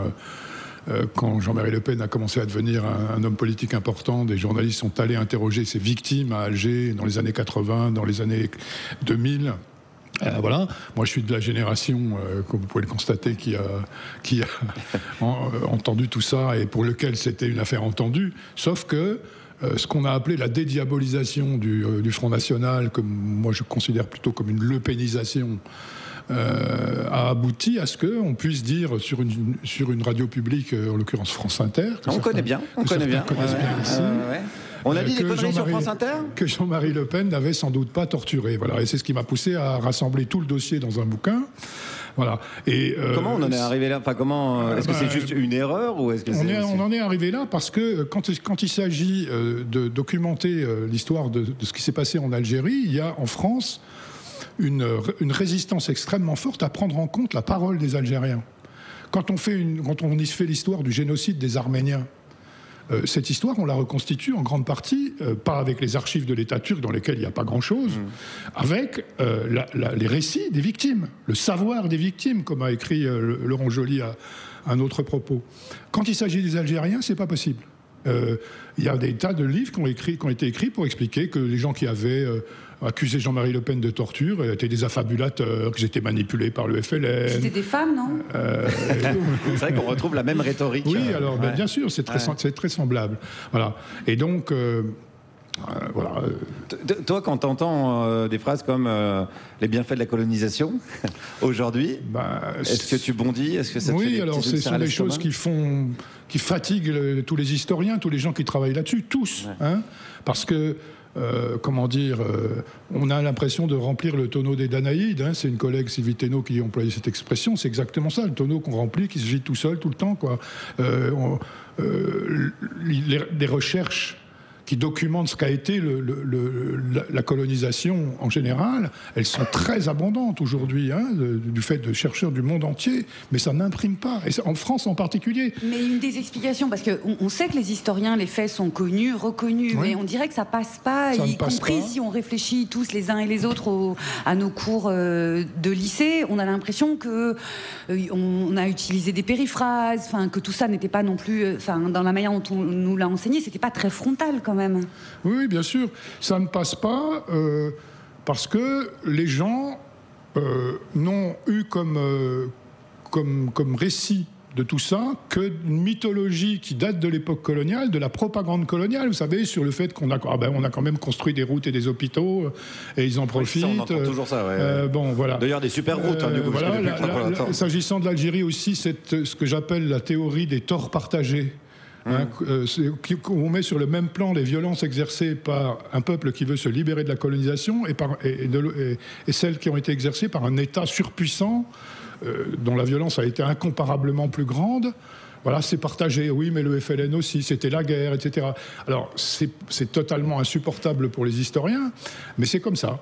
Et alors, ce qu'on pourrait attendre maintenant de la classe politique, de l'État, c'est pas que l'État dise la vérité historique, c'est pas son rôle, mais des médias, c'est de faire, de vulgariser cette connaissance. Mais il y a un blocage politique, et c'est moins possible aujourd'hui, là en 2025, que ça ne l'était il y a 25 ans. Oui, ça recule. Hein, c'est ça.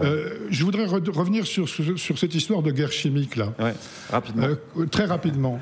On vient de révéler l'existence d'un crime de guerre qui était inconnu, sauf de quelques spécialistes. C'est-à-dire, ce qu'a raconté Christophe, c'est des milliers de soldats français qui ont utilisé des gaz et des milliers d'Algériens qui en ont été victimes. C'est quand même une information majeure. Et ça ne fait pas la une des journaux. Est-ce que vous avez eu le moindre... Quand dans les années 90, on a révélé ce qu'avait été le massacre des Algériens le 17 octobre 61, ou quand on a fait des révélations sur la torture, ça faisait la une des JT. Il y avait des tempêtes à l'Assemblée nationale. Il y avait des commissions d'enquête, il y avait des prises de position de ministres. Là, c'est silence radio. On tape dans un édredon. C'est effrayant. Donc il y a une bataille culturelle à mener. Oui. On est là pour la mener ensemble, évidemment. Merci Fabrice. En tout cas, on a parlé d'histoire, mais alors peut-être parlons des histoires et de celles et ceux qui les habitent. C'est le moment de Juliette Arnaud, bien sûr, et son célèbre jingle. Qu'est-ce que nous fait chier à lire, toi? C'est pas marqué dans les livres. Qu'est-ce que nous fait chier à lire, docteur? Plus important à vivre. Régal! Juliette Arnaud. En avant les histoires. Non, alors vraiment faites pas ça parce que c'est la fin du monde. Il paraît qu'on va recevoir un livret concocté par le gouvernement contenant les gestes à adopter en temps de crise. Quel genre de crise? Pas la conjugale, pas la crise de foie, à base d'épidémies, de guerres, de catastrophes naturelles. Et moi, franchement, j'en ai rien à cirer. Ça va, c'est bon. Rocking Chair, je suis prête pour la fin du monde. J'ai lu tous les livres de fin du monde. Et oui, si. Et j'en ai retiré un enseignement majeur. Le principe de survie n'existe que parce que d'autres qu'on aime survivent aussi. En fin du monde, l'enfer, c'est pas forcément les autres, désolé Jean-Paul. Dans le roman Malville de Robert Merle, 1972, on est dans la cave d'un gros château moyenâgeux. Le nom du château, c'est Malville. C'est un de ces survivants de châteaux qui ont traversé les siècles, les guerres de religion et la mode des baies vitrées. On comprendra plus tard pourquoi. Et on est avec un groupe de gens, des copains d'enfance qui sont devenus adultes, une dame d'âge plus mûr encore, la gouvernante, et son fils simplet, Momo. L'instant d'avant, il s'occupait du vin dans la cave. L'instant d'après, la marche des siècles, justement, s'interrompt littéralement, puisque, comme ils le comprendront plus tard, le pays a été victime d'un bombardement atomique. Et les gros murs du château de Maleville les ont protégés des radiations. Après 2 mois sans soleil et sans eau, la pluie tombe, elle n'est pas radioactive, la vie peut donc potentiellement revenir. Et ils en sont capables tous parce que ce sont des ruraux. Ils savent accomplir ce genre de prodige. Ok, mais comment est-ce que alors on se met d'accord? Emmanuel, le propriétaire de Maleville, pose le code très vite. Maleville, à partir de maintenant, appartient à ceux qui y travaillent et tout le monde travaille à la survie de toutes et tous. Donc Maleville devient chose commune. Les provisions de la cave, les vaches, les chevaux qui ont survécu, les armes. Et c'est ça qui obsède Robert Merle dans ce grand roman, la démocratie malgré le chaos. D'autant que d'autres survivants d'un village proche ont fait un tout autre choix, avec un intégriste catholique de type fascisant à leur tête. Petite note aux producteurs de nos jours, ne pas en faire une mini-série serait décevant. La communauté dans le roman de 1996 de Jean Egland, dans la forêt, est encore plus restreinte puisqu'elle ne se compose que de 2 jeunes filles, 2 sœurs. Elles, c'est des néo-rurales. Leurs parents ont choisi de les faire vivre dans la forêt, donc à 50 km d'une petite ville de Californie. Et là, quand la fin du monde arrive, c'est au ralenti.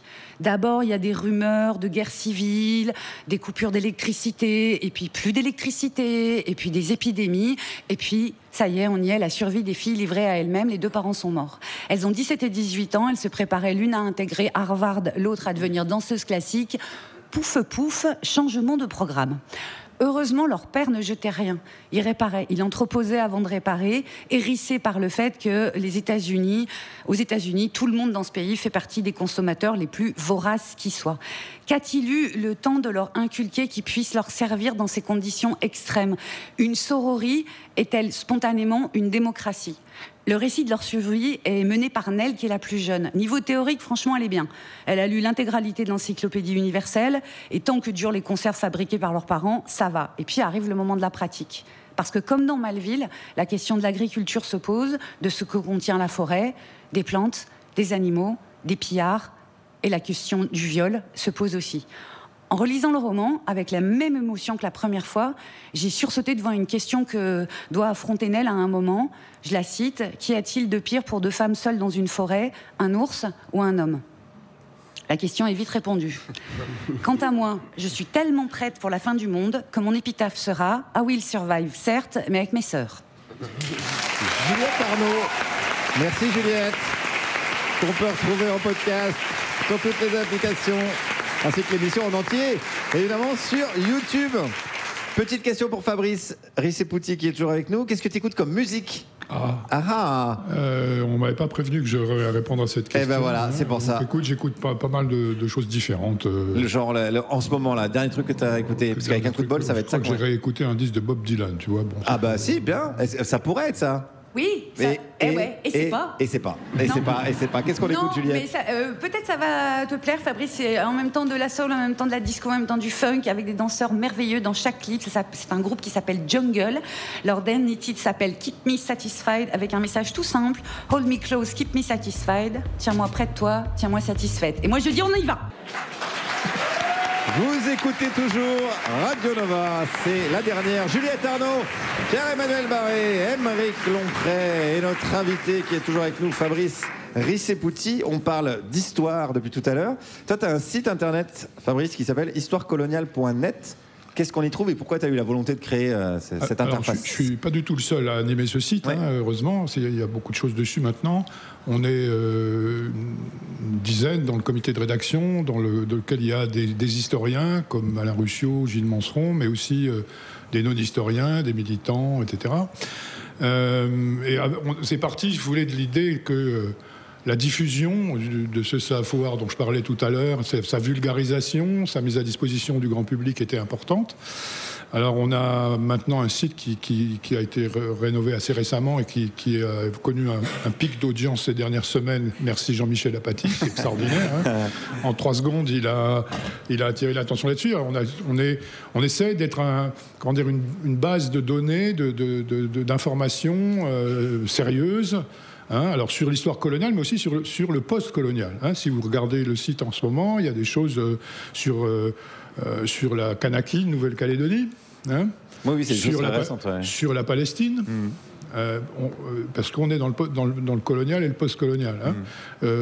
Je tiens à dire que quand on refuse de reconnaître ce qu'a été le colonialisme, comme c'est le cas pour la plupart en France, on récidive. C'est-à-dire qu'on continue. Et la France reste une puissance colonialiste. Hein. Kanaki, Nouvelle-Calédonie, Mayotte. Bon. D'où les réflexes de soutien conditionnel, etc. On est dans l'incapacité de reconnaître une situation coloniale, ce qui est particulièrement clair dans les réactions de la plupart des politiques et des médias sur la catastrophe qui continue à se produire à Gaza. Tu veux dire que c'est des vieux réflexes, ou en tout cas c'est des réflexes tellement intégrés voilà, et on s'identifie d'ailleurs spontanément aux colonisateurs plutôt qu'aux colonisés. Et voilà, c'est bon. Donc ce site, il sert à ça, donc à diffuser la connaissance. On fait une vulgarisation qui n'est pas la même que celle de Someboy avec Histoire crépue. Oui, on peut lui faire un clin d'œil, qui est chroniqueur chez nous. Qui est excellent, on n'est pas exactement sur le même créneau. Mais je pense que c'est vraiment particulièrement important il y a du contenu, il y a de faire ce travail-là. La bataille culturelle dont tu parlais, elle passe par là aussi. Et tu as un autre projet qui s'appelle 1000 autres. Oui, alors celui-là, on en parle aussi. Celui-là, je l'anime avec ma collègue historienne Malika Rahal. Alors c'est un truc très particulier. J'ai découvert une archive qui permet de lancer un appel à témoignages aux proches et descendants de disparus de ce qu'on a appelé la bataille d'Alger, donc de gens dont je parlais tout à l'heure qui sont morts ou qui ont été enlevés, en tout cas, qui ont été victimes de ce qu'on appellera plus tard la disparition forcée, comme en Argentine, comme au Chili, comme en Syrie. Hein, ça, on l'a fait à Alger pour éradiquer le nationalisme. Hein, c'était la promesse folle qu'avaient fait les militaires aux politiques à ce moment-là. On va nettoyer Alger, c'est les mots qu'ils emploient. Hein. Avec des sortes d'escadrons de la mort. Oui, alors en Amérique du Sud. De Paulo Sarès, par exemple, ou de Jean-Marie Le Pen. Et donc, on a lancé un appel à témoignages à partir d'une archive. Donc, les gens, il y a 1500 noms de personnes dont on sait qu'ils ont été enlevés par les militaires. Et on demande aux gens de nous dire ce qu'ils sont devenus. Hein. Et on a reçu des centaines de réponses. C'est devenu un énorme projet historiographique qui va déboucher bientôt sur un livre qui nous permet d'écrire une autre histoire de ce qui s'est passé en 1957 à Alger que celle qu'on continue à répéter en France, qui est issue directement de la propagande militaire de l'époque. Donc on peut aider aussi à... Alors voilà, bien sûr. Donc on peut aller consulter... alimenter l'histoire. Voilà, tout à fait. C'est un projet participatif. Hein. D'accord, merci. En tout cas, merci pour ça, Fabrice. Donc je rappelle, histoirecoloniale.net et le projet 1000 autres, vous allez trouver en tapant sur Internet. C'était un petit peu de la publicité, mais c'est de la publicité pour ce qu'on aime bien. On se retrouve après celle qu'on aime un petit peu moins, la guerre menée à notre intellect et à notre psyché. La publicité, bien sûr, la vraie. Vous êtes toujours sur Radio Nova, la dernière, Juliette Arnaud, Aymeric Lomprey, Pierre-Emmanuel Barré et notre invité, l'historien Fabrice Rissé-Pouty. Et nous a rejoint celle qui nous vient de Belgique, son Algérie à elle, c'est donc le Congo, Florence Mendez.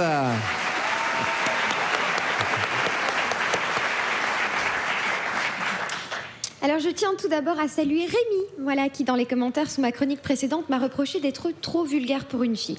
Alors Rémi...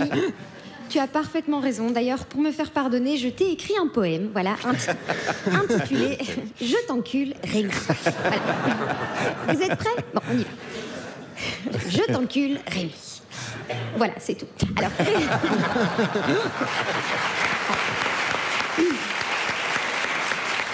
Rémi m'a aussi conseillé en tant que femme de rester à ma place, c'est-à-dire de n'aborder que les sujets qui nous sont traditionnellement réservés. Rémi, il veut que je fasse des tutos make-up. Je pourrais, remarque, mais ça risque de rapidement dégénérer. Doucement sur le fard à paupières, Stéphanie, on dirait que tu sors avec Bertrand Cantat. Bon, alors, ce qui m'amène à mon sujet du jour, hein, le patriarcat. Le patriarcat qui se porte à merveille, qui bande bien dur et bien haut, en témoigne cette affaire en Belgique, à Louvain.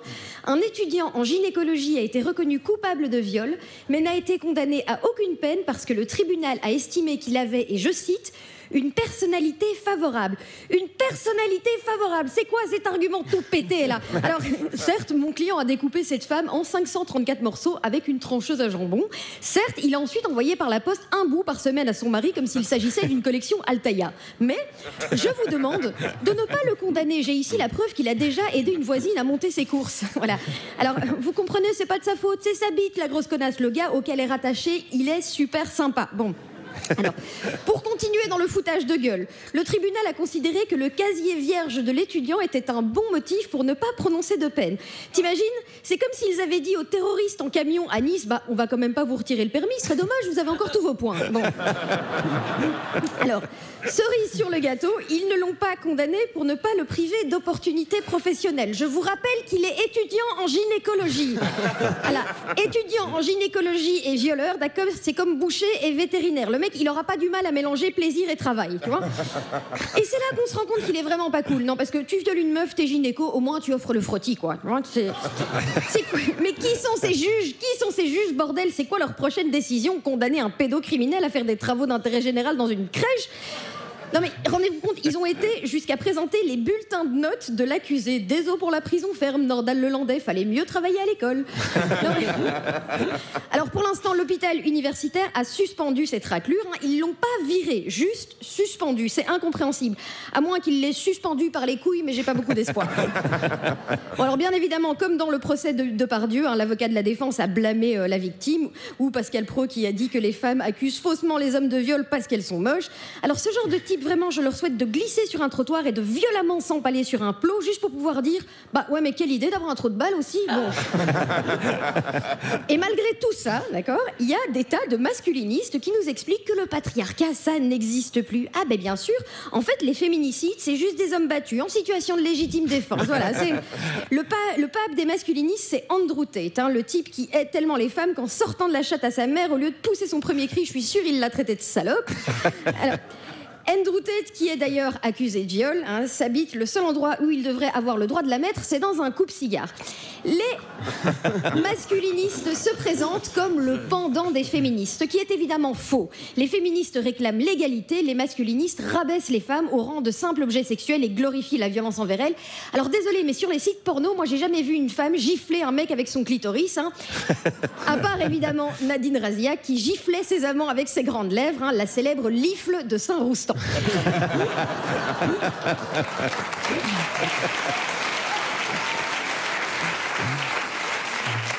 Tu vois, moi j'écoute tes chroniques. Il parle aussi beaucoup de paternité, les masculins, notamment de paternité imposée. Comment ça, imposée? Alors pardon, mais quand une femme tombe enceinte, à la limite, une fois dans l'histoire, c'était peut-être dû à l'intervention de l'ange Gabriel. Bon, le reste du temps, c'est parce qu'il y a un mec qui a autorisé une colonie de spermatozoïdes à sortir de son scrotum. Alors ça marche aussi dans l'autre sens. Il demande un système de codécision en matière d'avortement. Alors déjà, les gars, mettez en place un système de codécision en matière de rapport sexuel, ça nous fera du bien. Alors...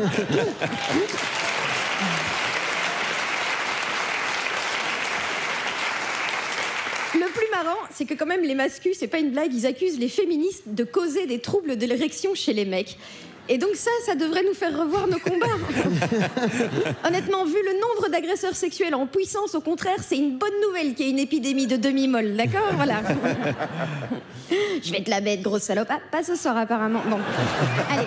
Et je te parle même pas des incels, les mecs qui, à force de se branler sur des photos de meufs qu'ils pourront jamais avoir, finissent par éjaculer des bulles d'air. Alors, ça reste... Oui, je portais sur la science aujourd'hui. Ça reste, malgré tout, un phénomène que je ne comprendrai jamais. Les mecs détestent les femmes, d'accord? Mais ils ne parlent que de ça. Putain, moi, je déteste la langue de bœuf. Bah, je vais pas ouvrir un compte TikTok pour poster 10 000 vidéos dans lesquelles j'explique à quel point je déteste la langue de bœuf et surtout comment faire pour me taper une langue de bœuf, tu vois? Voilà. Bon, alors, si vous avez un petit peu de temps à perdre, voilà, jetez quand même un coup d'œil aux vidéos des masculinistes. Vous verrez à quel point ces mecs-là sont dangereux et grotesques. Quel dommage que le ridicule ne tue pas. Florence Mendes, merci. Merci Flo. On peut retrouver ton spectacle tous les mardis au Métropole à Paris, le 30 mai à Toulon et toujours ton roman Accident de personne. Et puisqu'on parlait de roman et du roman de Florence, on t'a posé quelques petites questions. Fabrice Richeputi, qui est toujours... Richeputi, on peut prononcer comme ça. Notre historien toujours. Richeputi. On t'a posé des questions sur tes lectures. Et alors que tu nous as répondu à un truc assez marrant, t'as dit... J'arrive pas à bien répondre à tu vois que c'est chiant les bouquins. Non, Émeric, c'est pas sur les bouquins, c'était l'axe des questions. Voilà, alors... Ouais, alors quand même... Il écrit des livres. Alors on a... Ouais, on va pas y arriver. Il est quelle heure là C'est bientôt à toi, je te propose de te concentrer. Ah oui, je vais l'écrire. Voilà, ça... Mais on a fini par avoir Julia, t'as fini par avoir des réponses à quelques questions sur tes lectures. Du coup, c'est hyper mystérieux. C'est un peu mystérieux. Le premier livre dont tu as eu envie de me parler, c'est Les Assassins de la mémoire d'un monsieur dont tu as parlé tout à l'heure qui s'appelle... là, lui pour le coup, Pierre Vidal-Naquet, qui a été ton prof, qui était spécialisé dans l'histoire de l'Antiquité et qui, à un moment donné, a choisi de se pencher sur ce qu'est le négationnisme. Un truc qui finalement était assez à la mode dans les années 70, autant à droite qu'à gauche. C'était ton mentor, Pierre Vidal-Naquet, pratiquer l'anatomie du mensonge. Est-ce que c'est ça aussi, être historien ? Oui, bien sûr. Alors ce livre, je l'ai cité parce que c'est un livre marquant. C'est quand même Pierre Vidal-Naquet, dont la spécialité était l'histoire ancienne, a utilisé son savoir-faire à propos du négationnisme de la Shoah. On parle des gens qui croient pouvoir nier l'existence, par exemple, des chambres à gaz dans les camps de la mort, mais aussi sur la guerre d'Algérie. Il a été un de ceux qui ont documenté le premier, la torture. Il a écrit un livre qui s'appelle L'affaire Maurice Audin, qui a révélé les pratiques de disparition forcée dont je parlais tout à l'heure. Bref, voilà. Donc, et ce livre est un modèle de méthodologie historique sur un objet qui est compliqué. Vidal-Naquet disait on ne discute pas avec les gens qui prétendent que la Lune est faite de fromage de Roquefort, mais on doit démonter leurs arguties. Il y a des déçus dans le public.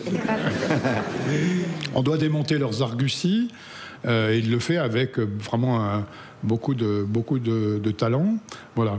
Alors, la question du négationnisme, elle n'existe pas qu'au sujet de la Shoah. Ce dont on parle à propos de la colonisation, c'est aussi souvent du négationnisme parfois délibéré. Oui, c'est ça, c'est de l'ordre du mensonge construit délibérément pour obtenir un certain nombre de choses. Bien sûr.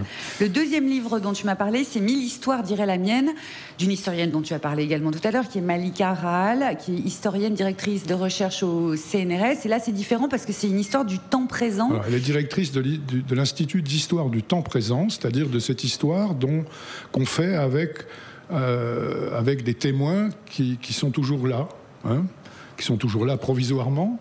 Voilà, c'est ce qu'on fait avec Malika à propos des disparus et avec avec ce travail de 1000 autres.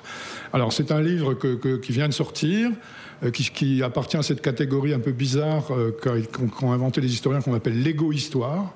C'est-à-dire que des historiens qui expliquent qui ils sont, d'où ils parlent. Voilà. Et dans ce livre, il y a beaucoup de choses. Donc c'est un peu pour les auditeurs ou les auditrices, c'est un peu ce que fait Jablonka. Oui, enfin, ouais. Peut-être pas. Non, alors, Émeric, vraiment, pour moi, c'est un raccourci. Attends. Merci. C'est ton doctorant, en fait. Non, mais Malika dit, par exemple, affronte une question importante. Vous savez, quand on écrit comme moi sur la guerre d'Algérie, par exemple, j'ai souvent des gens qui me disent « Ah, mais vous n'êtes pas objectif ». Vous n'êtes pas objectif. C'est-à-dire, en gros, voilà, on ne peut pas faire l'histoire de la colonisation en étant un anticolonialiste et un antiraciste.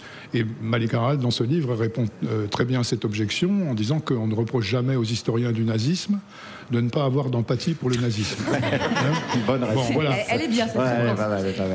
Le troisième livre que tu nous as proposé, c'est encore un livre d'histoire, c'est bien, on est homogène, ça s'appelle La mort de Napoléon de Simon Leys, un historien belge. C'est un roman où il invente... c'est un roman. Oui, c'est un roman où il invente... Non, c'est pas un livre d'histoire, sauf que c'est avec un cadre historique où il invente que Napoléon, en fait, n'est pas mort à Sainte-Hélène. Il s'est encore une fois barré et il a essayé de revenir en France. Il arrive d'ailleurs à Waterloo et il fait beau, donc vraiment, c'est n'importe quoi. Est-ce qu'il faut un historien belge, justement, pour causer avec dérision de l'empereur ? Alors, Simon Leys, c'était le pseudo d'un type qui s'appelait Pierre Ryckmans, qui était sinologue, qui était d'ailleurs l'ennemi juré des maoïstes, parce qu'il avait expliqué ce qu'avait été véritablement la révolution culturelle de Mao. Mais ce bouquin, ça fait très longtemps que je ne l'ai pas relu, mais il m'avait beaucoup marqué à l'époque, dans les années 80, je crois, parce que c'est un bijou littéraire, avec une subtilité très très grande, c'est très bien écrit, effectivement, ça joue avec le mythe napoléonien. Voilà, j'ai voulu mettre une petite note il paraît qu'il est drôle. D'humour dans ce... Il paraît qu'il est drôle. Et il date, en fait, il a été écrit en fait, il a été écrit en 67. Ah, voilà, 67, il a été écrit. Très bien. Non, mais par rapport au fait qu'il était sinologue et que, voilà, que les Mao l'aimaient pas trop. Et voilà. c'est un livre qui doit énerver un peu les fachos, donc voilà, c'est un petit peu... Un peu tout le monde. Un peu tout le monde. Très bien. Merci en tout cas, Fabrice, pour ces conseils. Et merci Juliette, évidemment. Il est 19h52 sur Radio Nova et partout ailleurs, j'imagine. C'est une heure redoutée, car tous les dimanches, je dois désormais passer la parole à celui que l'actualité attend de pied ferme, alors que d'habitude, qu'est-ce qui fait l'actualité? Elle attend pas. C'est Aymeric Lompré. Ouais. Allez. L'actualité. Voilà. L'actualité, elle attend pas. L'actualité, c'est pas un chasseur tapis dans les hautes herbes, fusil à la main, en attendant le gibier, et qui serait là. Est-ce que je serais pas un gros blaireau, moi? Et son pote chasseur, là, un gros blaireau.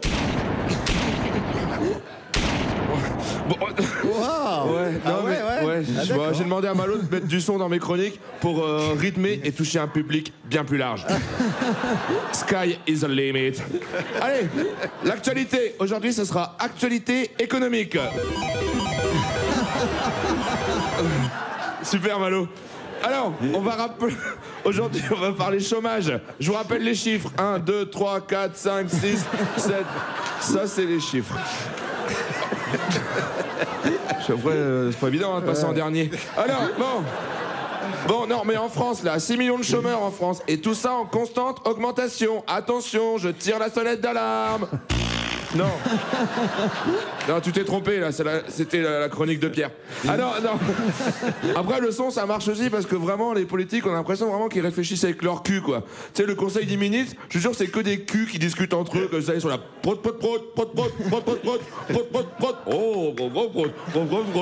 Attention, il y a Retailleau. C'est rare que le niveau baisse au sein de la même chronique, quoi. Alors, non mais allez on bosse là. Non mais depuis le 1er avril, ils ont encore durci les règles de l'assurance chômage. Maintenant, il faut faire un double 6. Non, c'est pas... Non, c'est pour voir si vous suivez un peu. Non, là, ils vont enlever un jour d'indemnité par mois. Voilà, ils vont faire... et ils sont cons, hein. Vraiment, ça fait des années que les règles du chômage se durcissent et des années que le nombre de chômeurs augmente. Et qu'est-ce qu'il fait, notre gouvernement de trou du cul? Eh ben, il continue à durcir les règles. On dirait, tu sais, ils ont 8 ans, ils sont là. Putain, ça va rentrer, ce triangle, dans ce rond, là. Bayrou, arrête de forcer, on n'est pas à Bétaram, ça rentrera jamais.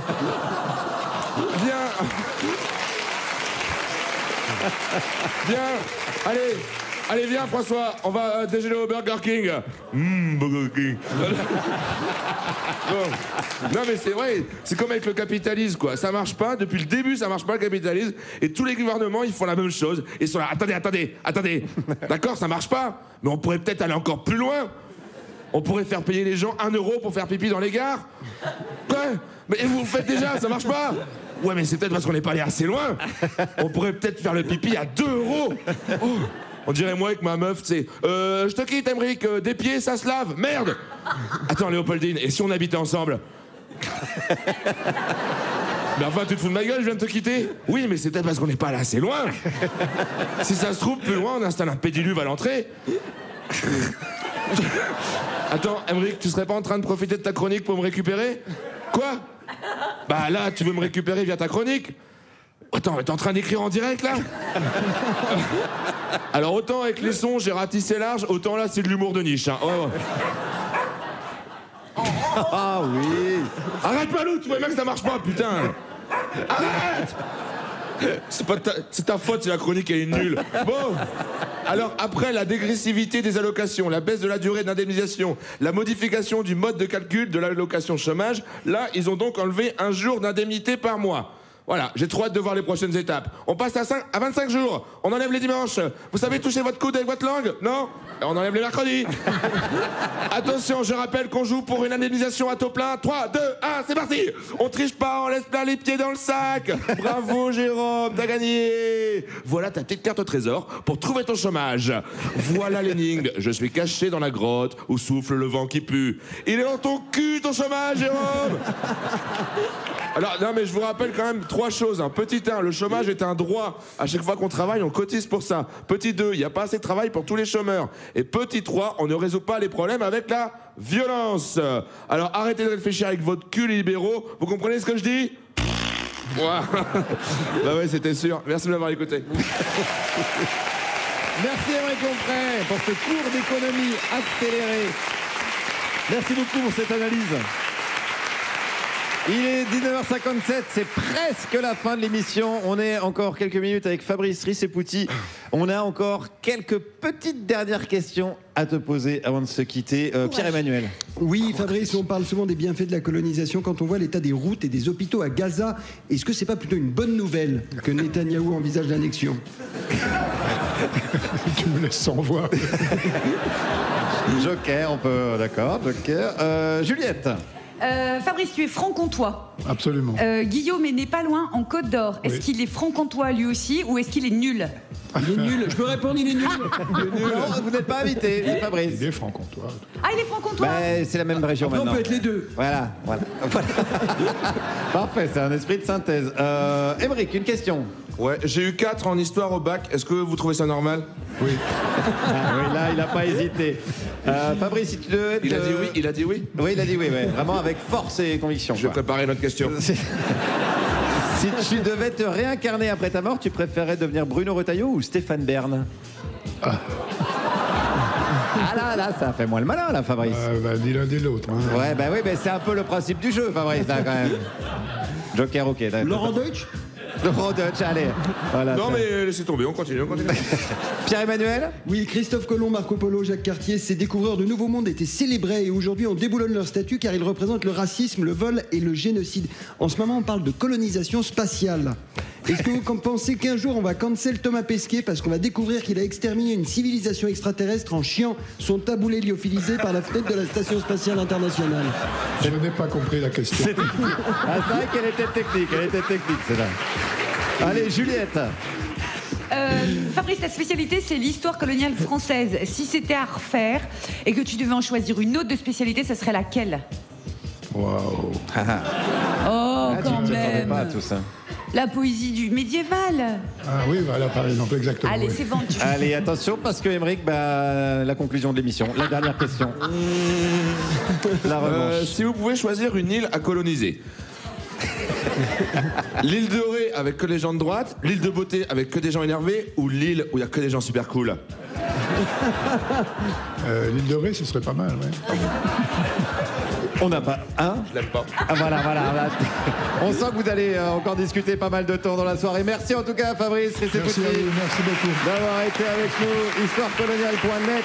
On rappelle le projet de 1000 autres. Également, merci à ton invité Christophe Lafaille. Allez voir le documentaire sur Plus TV. Merci à Alice de Rochechouart, Arnaud Aymar, Jean-Noël Mistral, Florence Mendez.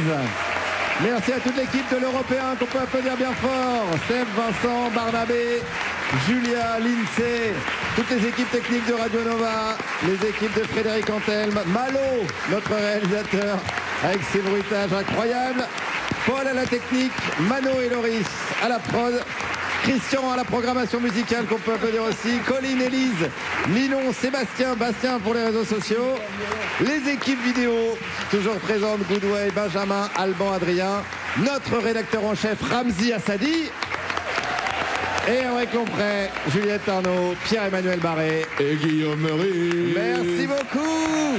Passez une bonne semaine, gardez le moral et vivement la dernière.